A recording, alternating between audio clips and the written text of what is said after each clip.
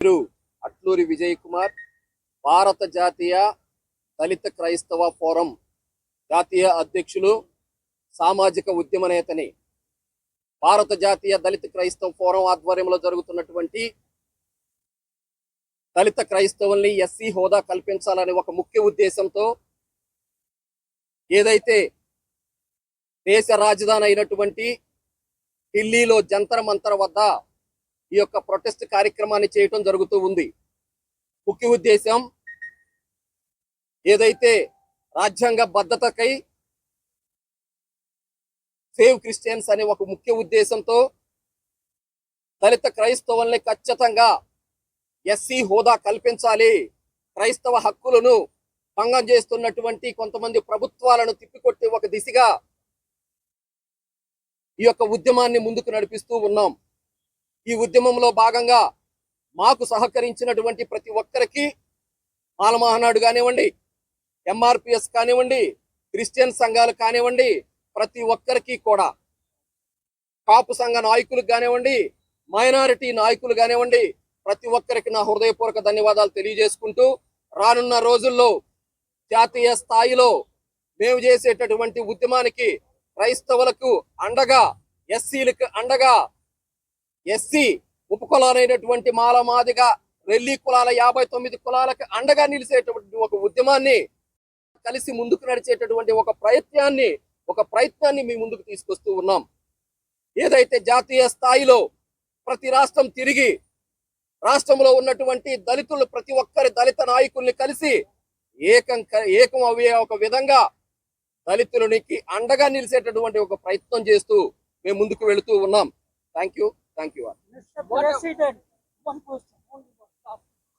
Would you like to tell me the total population of SC, whatever you want in your state, total population wise, who requires this special quota? We request our main demanders. We demanded 2 crore members in Andhra Pradesh. We demand 2 crore members in there. Include the BCs. The demand is SCs. That's my main demand.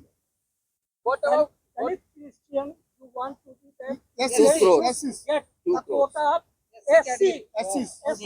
What would be the total population? 2 crores of Andhra Pradesh. 2 crore. 2 crores of Andhra Pradesh. Thank you. At your Jantar Mantar, what kind of demand? Dasaru Somaraju, Andhra Pradesh Madiga reservation పోరాట సమితి అధ్యక్షుడిని. ఈరోజు ఢిల్లీ జంతర్ మంతర్ నందు భారత జాతీయ క్రైస్తవ forum ఆధ్వర్యంలో కార్యక్రమం నిర్వహించడం జరుగుతుంది. ప్రధానమైనటువంటి డిమాండ్స్, ఎస్సీలో ఉన్నటువంటి దళితులు మత మార్పిడిలో భాగంగా బీసీసీలోకి మార్చినటువంటి ప్రభుత్వాలకి తెలియజేస్తుంది ఏమనగా, బీసీసీలో ఉన్నటువంటి దళిత క్రైస్తవులు, దళిత ముస్లిమ్స్ని ఉన్నటువంటి కులాలని ఎస్సీ హోదా కల్పించాలని మెయిన్ డిమాండ్ ఈరోజు ఈ కార్యక్రమం నిర్వహిస్తున్నాం. దాదాపు 1986 నుండి కూడా 40 ఏళ్ల పాటు ఈ యొక్క డిమాండ్తో అనేక చోట్ల, అనేక ప్రాంతాల్లో, అనేక రాష్ట్రాల్లో ఈ డిమాండ్ని చేస్తూ ఊవెత్తినటువంటి ఉద్యమాలు చేసుకుంటూ వస్తూ ఉన్నాం. అందులో భాగంగానే ఈరోజు ఢిల్లీ జంతర్ మంతర్లో అట్లూరి విజయ్ కుమార్ యొక్క ఆధ్వర్యంలో మాల మహానాడు, ఎంఆర్పిఎస్, బీసీ సంఘం నుంచి, అలాగే కాపు సంఘం నుంచి నాయకత్వంలో కూడా అందరూ మద్దతు తెలుపుతూ ఈ కార్యక్రమాన్ని విజయవంతం చేయడానికి ఈరోజు ఇక్కడ ఏర్పాటు చేయడం జరిగింది. ప్రధానంగా ప్రధానమంత్రి మోడీ గారు గుర్తించుకోవాల్సిన అంశం, బీసీసీలో వాళ్ళని ఎస్సీ హోదా కల్పించండి. 1986లో సుప్రీంకోర్టు కేంద్ర ప్రభుత్వానికి బీసీసీలో వాళ్ళ యొక్క నిర్దిష్టమైనటువంటి ఒక ప్రణాళిక చేసి ఒక రిపోర్ట్ అడిగింది. అది ఇప్పటి వరకు కూడా ఆ రిపోర్ట్ ఇవ్వకపోవటం, అలాగే 2004లో రాజశేఖర రెడ్డి ముఖ్యమంత్రిగా ఉన్నప్పుడు కూడా బీసీసీలో ఉన్నటువంటి వాళ్ళకి అసెంబ్లీలో తీర్మానం చేయడం జరిగింది. అదేవిధంగా జగన్మోహన్ రెడ్డి గారు తీర్మానం చేయడం జరిగింది. అలాగే ఇప్పుడున్నటువంటి ముఖ్యమంత్రి చంద్రబాబు నాయుడు గారు తీర్మానం చేయడం జరిగింది. కేంద్ర ప్రభుత్వం దృష్టిలో బీసీసీలని ఎస్సీ హోదా కల్పించేటువంటి ఒక బాధ్యతాయుతంగా ఈరోజు కేంద్ర ప్రభుత్వం గ్రిప్లో ఉంది. అనేక అనేక జీవోలను పాస్ చేస్తూ అనేక సవరణలు చేస్తున్నటువంటి కేంద్ర ప్రభుత్వం సుప్రీంకోర్టు గైడెన్స్ ప్రకారమే ఆర్టికల్ 25 అనేది మత స్వేచ్ఛ హక్కు అందరికీ ఉంది. ఎవరైనా మతాన్ని స్వీకరించవచ్చు, కానీ కులం వేరు మతం వేరు. అదే ఆర్టికల్ 25 ప్రకారమే కేంద్ర ప్రభుత్వం ఎలక్షన్లో పురిస్తున్నటువంటి ఏదైతే ఈ దేశంలో ఉన్నటువంటి బీసీసీలకు హామీలు ఇస్తుందో ఆ హామీని తక్షణమే అమలు చేయాలంటే సుప్రీంకోర్టు 2022లో ఇచ్చినటువంటి ఆర్డర్స్ ప్రకారమే కేంద్ర ప్రభుత్వం సామాజిక ఆర్థిక సర్వే చేసి కేంద్రం దగ్గరే పెట్టుకొని ఇంకా సుప్రీంకోర్టు ఇవ్వకపోవడం చాలా విడ్డూరం. వెంటనే ప్రధానమంత్రి మోడీ గారి యొక్క ఆధ్వర్యంలో బీసీసీలో ఉన్నటువంటి దళిత క్రైస్తవుల్ని ఎస్సీ హోదా కల్పించడానికి మీరు చేసినటువంటి సామాజిక ఆర్థిక సర్వే రిపోర్టుని పార్లమెంట్లో బిల్లు పెట్టి వెంటనే చట్ట రూపానికి పరిష్కారం చేసే విధంగా పోరాటాలు చేస్తామని కూడా ఈ సందర్భంగా తెలియజేసుకుంటున్నాను. నా పేరు గోదా జాన్పాల్, మాలమహానాడు ఆంధ్రప్రదేశ్ రాష్ట్ర అధ్యక్షులు. ఈరోజు భారత జాతీయ దళిత క్రైస్తవ ఫోరం ఆధ్వర్యంలో రాజధాని నడిబొడ్డులో ఏదైతే దేశవ్యాప్తంగా ఉండబడినటువంటి దళిత క్రైస్తవుల మీద జరుగుతున్నటువంటి దాడులు, దళిత క్రైస్తవుల్ని కేంద్ర రాష్ట్ర ప్రభుత్వాలు గుర్తించేటటువంటి విషయంలో ఏ విధంగా అయితే నిర్లక్ష్యం వహిస్తూ ఉందో ఆ నిర్లక్ష్యానికి వ్యతిరేకంగా దళిత క్రైస్తవుల్ని ఎస్సీ హోదాలో ఇస్తానని కేంద్రంతో పాటు ఆయా రాష్ట్ర ప్రభుత్వాలు వాళ్ళ మేనిఫెస్టోలో అలాగే అసెంబ్లీలో తీర్మానం చేసినప్పటికీ వాటిని అమలు చేయడంలో నిర్లక్ష్యం వహించినటువంటి తీరుని ఎండగడుతూ నేడు ఈ జంతర్ మంతర్ లో ధర్నా కార్యక్రమాన్ని పిలుపునివ్వడం జరిగింది.